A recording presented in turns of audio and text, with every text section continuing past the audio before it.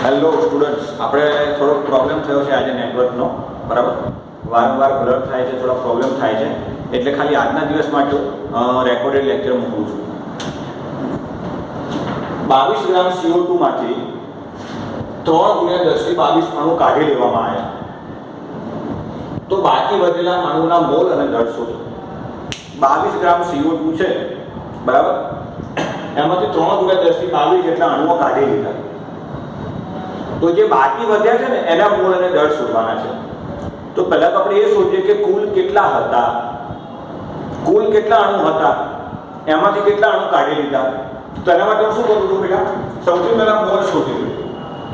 તો મોલ બરાબર વજન ભાગ્યા અણુભાર ઇઝ ઇક્વલ ટુ વજન તમને કેટલું આપો 22 ગ્રામ,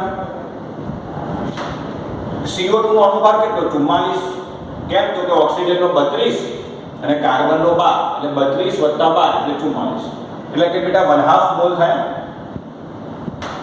1/2 મોલ. હવે મારે અણુની સંખ્યા જોઈતી હોય, અણુની સંખ્યા, બરાબર. તો મોલ ઉપરથી અણુની સંખ્યામાં જવું હોય તો એને વડે ગુણવાનું. મોલ ઉપરથી અણુની સંખ્યા પર જવું હોય તો મારે એને વડે ગુણવા પડે. કોને? મોલ. એટલે આટલા મોલ ગુણ્યા Na. Na મતલબ 6.02 × 10⁻23. તો મોલને મેં Na વડે ગુણી કાઢ્યા. એટલે કે આ 3 વડે ભાગ ચાલે, એટલે કે 3 × 10⁻23. બેટા આનો શું મતલબ થયો કે 22 ગ્રામ CO2 માં કુલ આટલા અણુ છે. 22 ગ્રામ CO2 માં કુલ આટલા અણુ છે. એમાંથી કેટલા કાઢી લીધા? તો કે આટલા કાઢી લીધા. તો કેટલા બાકી રહે? તમે સમજો બેટા, આટલા CO2 માંથી આટલા અણુ કાઢી લીધા.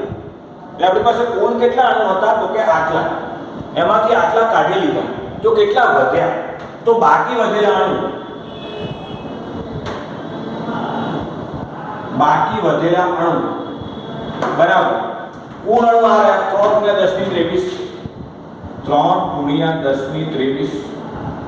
એમાંથી આટલા કાઢી લીધા, એટલે કે 3 × 10⁻22. 3 × 10⁻22. અચ્છા, 3 × 10⁻23 ની જગ્યાએ હું 30 × 10⁻22 લખી શકું. 3 × 10⁻23 એના બદલે હું 1 બિંદુ અહીંયા ઉમેરી દઉં અને એક ઘાત કાઢી લઉં, એટલે કે 30 × 10⁻22 થાય. તો 30 × 10⁻22 માઈનસ 3 × 10⁻22. બેટા બંનેમાં 10⁻22 કોમન આવે છે, જો. એટલે હું 10⁻22 કોમન લઈ લઉં અને 30 - 3 એટલે 27. તો કે બેટા આટલા અણુઓ બાકી રહ્યા. આટલા કુલ અણુ હતા, એમાંથી આટલા અણુ કાઢી લીધા, તો આટલા અણુ બાકી રહ્યા. હવે બાકી રહેલા અણુ માટે મોલ અને દળ શોધો. ધેટ મીન્સ હવે તમારી પાસે અણુની સંખ્યા છે અને મોલ શોધવાના છે. તો અણુની સંખ્યા હોય અને મોલ શોધવા હોય તો એને વડે ભાગવા પડે. એટલે હવે મારે જો મોલ જોઈતા હોય તો મોલ બરાબર અણુની સંખ્યા કેટલી? તો કે 27. 27 × 10⁻22 છેદમાં Na એટલે 6.02 × 10⁻23. આટલા અણુ હતા એને Na વડે ભાગવું, અણુને હું Na વડે ભાગવું એટલે મોલ મળે. તો આનો આ રીતે લખી શકું બેટા, જુઓ અહીંયા વચ્ચે પોઈન્ટ મૂકી દઉં અને એક ઘાત વધારી દઉં. અહીંયા હું વચ્ચે પોઈન્ટ મૂકી દઉં અને અહીંયા હું એક ઘાત વધારી દઉં. એટલે શું થશે? 2.7 × 10⁻23 છેદમાં 6.0 10⁻23. 10⁻23 ગયા. આ પોઈન્ટ કાઢી નાખીએ એટલે 9/20 આવશે. 9 × 27 અને 2 × 4 3 × 6 એટલે 3 વડે ભાગ ચાલશે બેટા બંને બાજુ. બંને બાજુ 3 વડે ભાગ ચલાવ્યો એટલે 9/20.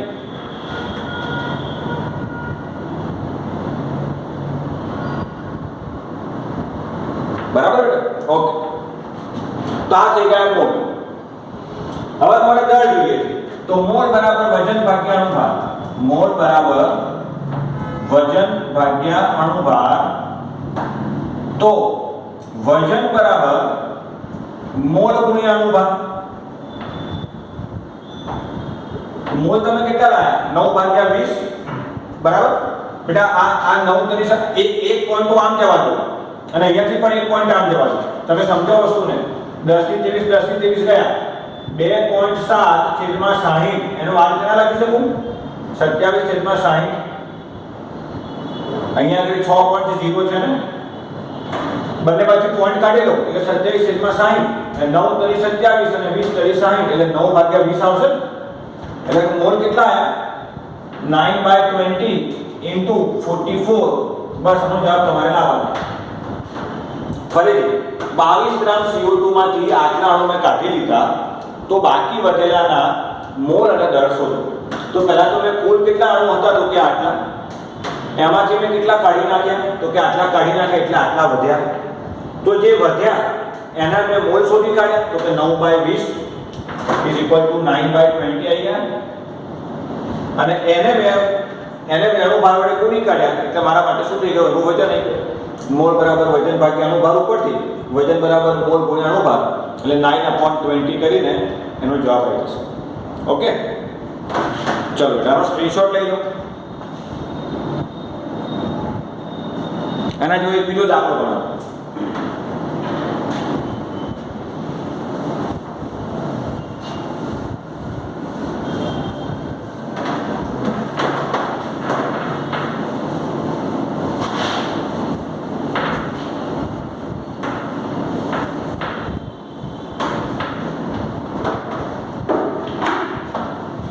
એના જો એક સેમ દાખલો બનાવું છું. 48 ગ્રામ હિલિયમમાંથી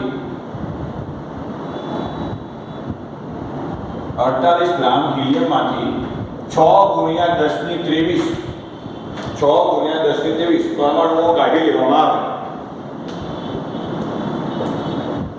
પરમાણુઓ કાઢી લેવામાં આવે તો બાકી વધેલા પરમાણુના મોલ શોધો. તો બાકી વધેલા પરમાણુના મોલ શોધો તથા તેટલા જ પરમાણુ ધરાવતા કાર્બનનું દળ શોધો. કેટલા જ પરમાણુ ધરાવતા કાર્બનનું દળ શોધો. બરાબર. બેટા મેં થોડુંક મોડિફાઈ કર્યું છે આ ક્વેશ્ચન. પહેલા જેવો દાખલો પડ્યો એના જેવો જ છે પણ આમાં મેં થોડુંક મોડિફાઈ કર્યું છે. બરાબર. 48 ગ્રામ હિલિયમમાંથી મેં આટલા પરમાણુ કાઢી લીધા, તો બાકી વધેલા પરમાણુઓને આપણે મોલ શોધવાના છે, વજન નહીં. અને જો એટલા જ પરમાણુ કાર્બન ધરાવતો હોય તો કાર્બનનું દળ શોધો. બરાબર. એટલે આ સેન્ટેન્સ મેં નવું કર્યું. તો સૌથી પહેલા તો બેટા જુઓ કે હિલિયમ એટલે He2 હોય એટલે મારે સૌથી પહેલા તો મોલ શોધવું પડે. તો કે મોલ બરાબર વજન ભાગ્યા અણુભાર. તો વજન તમે કેટલું આપ્યું છે? 48 ગ્રામ છેદમાં હિલિયમ 2He4. હિલિયમ એટલે આ રીતે દર્શાવાય 2He4. તો હિલિયમ નો અણુભાર કેટલો થયો? 4. That means તમારા મોલ કેટલા આવશે? તો કે 12. બરાબર. અચ્છા, એમાંથી કેટલા પરમાણુઓ કાઢી લીધા? તો કે આટલા પરમાણુઓ કાઢી લીધા. તો ડાયરેક્ટ કરી શકાય કે ભાઈ આટલા પરમાણુ એટલે તો 1 મોલ. ફરીથી આટલા પરમાણુઓ મતલબ 1 મોલ. એટલે હું શું કરું? બાકી વધેલા પરમાણુના મોલ, બાકી વધેલા પરમાણુના મોલ બરાબર. પહેલા કેટલા મોલ હતા? 12 મોલ. એમાંથી કેટલા પરમાણુ કાઢી લીધા? તો કે 1 મોલ. આટલા પરમાણુ મતલબ 1 મોલ. તો કેટલા મોલ બચ્યા? તો કે 11 મોલ વધ્યા. તો તમને એક પૂછે છે ને બાકી વધેલા પરમાણુના મોલ શોધો, તો 11 મોલ પરમાણુ બાકી વધ્યા. ઓકે. હવે આટલા જ પરમાણુ કાર્બન ધરાવતો હોય તો એનું વજન શોધો. તો આપણી પાસે સૂત્ર છે બેટા, મોલ બરાબર વજન ભાગ્યા અણુભાર. મોલ બરાબર વજન ભાગ્યા અણુભાર. તમારે વજન શોધવું છે તો કે વજન બરાબર મોલ ગુણ્યા અણુભાર. અહીંયાથી હું વજનને કરતા બનાવું તો મોલ ગુણ્યા અણુભાર થાય. એટલા જ પરમાણુ કાર્બન ધરાવે છે એટલે કે કેટલા મોલ? આટલા મોલ 11. અને કાર્બન માટે શોધવું છે તો કાર્બન અણુભાર કેટલો હતો બેટા? 12. તો 11 ગુણ્યા 12 કેટલા થાય? મેં કોઈ પણ સંખ્યાનો 11 વડે ગુણાકાર કરવો હોય તો આ રીતે થાય, મેં કીધેલું છે 132. તો એ કાર્બનનું દળ કેટલું થયું? 132 ગ્રામ. તો આ તમારો જવાબ. ફરીથી બેટા અહીં ધ્યાન આપો. 48 ગ્રામ હિલિયમમાંથી આટલા પરમાણુઓ કાઢી લીધા. આટલા પરમાણુ એટલે 1 મોલ પરમાણુ કાઢી લીધા. તો હિલિયમના કુલ મોલ કેટલા આપ્યા હતા? તો કે મોલ બરાબર વજન ભાગ્યા અણુભાર. વજન 48 ગ્રામ, હિલિયમ અણુભાર 4 એટલે 12 mall. That means cool 12 mall અણુ હતા. કુલ 12 મોલ અણુ હતા. એમાંથી 1 મોલ કાઢી લીધા. તો 12 - 1 બરાબર 11 મોલ બચે. તો આ તમારો પહેલા ક્વેશ્ચનનો જવાબ આવી ગયો. મોલ શોધી કાઢ્યા, 11 મોલ પરમાણુ બાકી રહ્યા.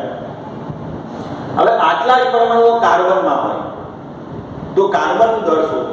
ધેટ મીન્સ આટલા જ કાર્બનમાં લેવાના. તો મોલ બરાબર વજન ભાગ્યા અણુભાર. તો વજનને કરતા બનાવો તો વજન બરાબર મોલ ગુણ્યા અણુભાર. મોલ કેટલા લેવાના? તો કે જેટલા હિલિયમના બચ્યા હતા એ 11 ગુણ્યા કાર્બન અણુભાર તો કે 12. કોઈ પણ સંખ્યાનો 11 વડે ગુણાકાર આ રીતે કરવાનો, આ રીતે લખવાનું એટલે 132. તો 132 ગ્રામ તમારો જવાબ. કાર્બન દળ કેટલો આવશે? 132. બેટા બંને દાખલા વારંવાર જુઓ, એક નહીં 2 વાર જુઓ, 2 નહીં 3 વાર જુઓ, પણ સમજી લો કે કોઈ પરમાણુમાંથી આટલા પરમાણુ કાઢી લેવાના હોય તો એવા દાખલા તમારે આ રીતે કરવા પડે. ઓકે, આનો પણ સ્ક્રીનશોટ લઈ લો અને લખી લો.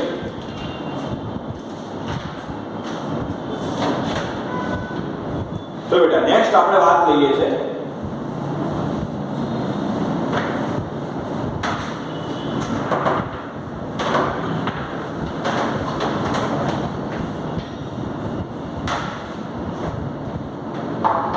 નેક્સ્ટ ટોપિક છે બેટા સરેરાશ પરમાણુય દળ. સરેરાશ પરમાણુય દળ.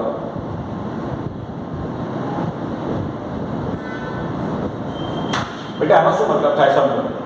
કે ઘણીવાર કેવું થાય કે કુદરતમાંથી મળી આવતા તત્વો સમસ્થાનિકો સ્વરૂપે મળે. સમસ્થાનિકો આઇસોટોપ આપણે ઓલરેડી ભણી ગયા છે. એટલે જ મેં તમને સમસ્થાનિકો વાળો ટોપિક પહેલા ભણી લીધો. કુદરતમાંથી મળતા કેટલાક તત્વો સમસ્થાનિકો સ્વરૂપે મળે. અને આપણને ખબર છે સમસ્થાનિકોના પરમાણુય દળ અલગ અલગ હોય. પરમાણુ ક્રમાંક સમાન હોય પણ પરમાણુય દળ અલગ અલગ હોય. તો એ બંનેમાંથી કોનું પરમાણુય દળ માન્ય ગણવું? એ બંનેમાંથી કોનું પરમાણુય દળ માન્ય ગણવું, સાચું ગણવું? તો એવા કેસમાં સરેરાશ પરમાણુય દળ લેવામાં આવે. એવા કેસમાં સરેરાશ પરમાણુય દળ લેવામાં આવે. એક દાખલો ગણો એટલે તમને વધારે સારી રીતે ખબર પડે. જોજો એક દાખલો ગણીએ છે ડાયરેક્ટ. બોરોનના 2 સમસ્થાનિકો છે.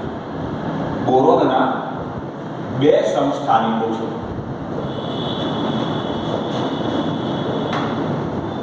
બોરોન એટલે કે B10 અને B11 2 સમસ્થાનિકો છે. B10 અને B11 બંનેનું પ્રમાણ અનુક્રમે 20% અને 80% છે. એટલે કે બોરોન 10 એ 20% મળે છે અને બોરોન 11 એ 80% મળે છે. તો બોરોનનું સરેરાશ પરમાણુય દળ શોધો. સરેરાશ પરમાણુય દળ શોધો. બરાબર? જો બેટા ક્વેશ્ચન શું કહે છે કે બોરોન B એના 2 સમસ્થાનિકો છે B10 અને B11. એમાં B10 નું પ્રમાણ કેટલું છે? તો કે 20% અને B11 નું પ્રમાણ કેટલું છે? તો કે 80%. બરાબર? તો એનું સરેરાશ પરમાણુય દળ શોધવું છે. તો સરેરાશ પરમાણુય દળ બરાબર આના પરમાણુય દળનો એના ટકા જોડે ગુણાકાર એટલે કે 10 ગુણ્યા 20 કરવાના. જો બેટા સરેરાશ લઈએ છીએ અને આનો આની જોડે ગુણાકાર વત્તા 11 ગુણ્યા 80. છેદમાં કુલ ટકાવાર પ્રમાણ તો કે 100 જ હોય, કુલ ટકાવાર પ્રમાણ 100. બેટા શું કરું ધ્યાનથી જુઓ. બોરોન 10 નું પ્રમાણ હતું 20%, બોરોન 11 નું પ્રમાણ હતું 80%. તો 10 નો 20 જોડે ગુણાકાર વત્તા 11 નો 80 જોડે ગુણાકાર, એટલે કે જે તે સંસ્થાનિકના પરમાણુકીય દળનો તેના ટકાવાર પ્રમાણ સાથેનો ગુણાકાર કરવાનો અને છેદમાં કુલ ટકા લેવાનો. તો કુલ ટકા તો 100 જ હોય. અચ્છા, એટલે આ શું થશે બેટા 20 ગુણ્યા 10 એટલે 200 વત્તા કોઈ પણ સંખ્યાનો 11 વડે ગુણાકાર બેટા તમે કીધું 4 રીતે કરવાનો, 80 અને 80 ટોટલ કરો 880. અહીંયા થશે 880 છેદમાં 100 ઇઝ ઇક્વલ ટુ 880 વત્તા 200 એટલે કેટલા થશે બેટા 1080. ટોટલ થશે 1080 છેદમાં 100 ધેટ મીન્સ 10.80. તો બંને સંસ્થાનિકનું સરેરાશ પરમાણુકીય દળ કેટલું આવ્યું તો કે 10.80 which is nearly equal to 11. તમે જે 1 થી 20 તત્વોના પરમાણુકીય દળ યાદ રાખ્યા છે એમાં બોરોનને તમે આ રીતે દર્શાવો છો B511. એ 11 આ રીતે આવે, કારણ કે બોરોનના તો બે સમસ્થાનિકો છે, બોરોન 10 અને બોરોન 11. તો એ બંનેનું સરેરાશ પરમાણુકીય દળ આપણે શોધ્યું, અને એ જે દળ આવ્યું ને એનો આપણે વ્યવહારિક ઉપયોગ કરીએ છીએ. મેં તમને ડાયરેક્ટ દાખલાથી સમજાવ્યું. આના બીજા ઘણા એક્ઝામ્પલ છે જે હું તમને કાલના લેક્ચરમાં આપીશ. આજે આપણે થોડોક નેટવર્કનો ઇસ્યુ થઈ ગયો, આજે કનેક્ટિવિટીનો પ્રોબ્લેમ થઈ ગયો. બેટા થોડું સમજો, હવે એ સિચ્યુએશન મારા કંટ્રોલમાં નથી, બરાબર. વાઈફાઈમાં નેટની સ્પીડ ના આવે, બ્લર દેખાય, એ સિચ્યુએશન બેટા મારા કંટ્રોલમાં નથી, બરાબર. એટલે આજનો દિવસ આપણે આટલું રાખીએ છીએ. હું તમને આવતીકાલે સરેરાશ પરમાણુકીય દળના બીજા દાખલા ગણાવીશ. એટલે આજે જેટલું ભણ્યા ને તમે એટલું રિવિઝન કરો. ખાસ કરીને પહેલા બે જે દાખલા ગણાયા પરમાણુઓ કાઢી લેવાવાળા દાખલા, તો એવા કોન્સેપ્ટ ઉપર ધ્યાન આપો. હું સરેરાશ પરમાણુકીય દળ તમને આવતીકાલે લેક્ચરમાં વધારે ડિટેલમાં સમજાવીશ, બરાબર. ઓકે બેટા.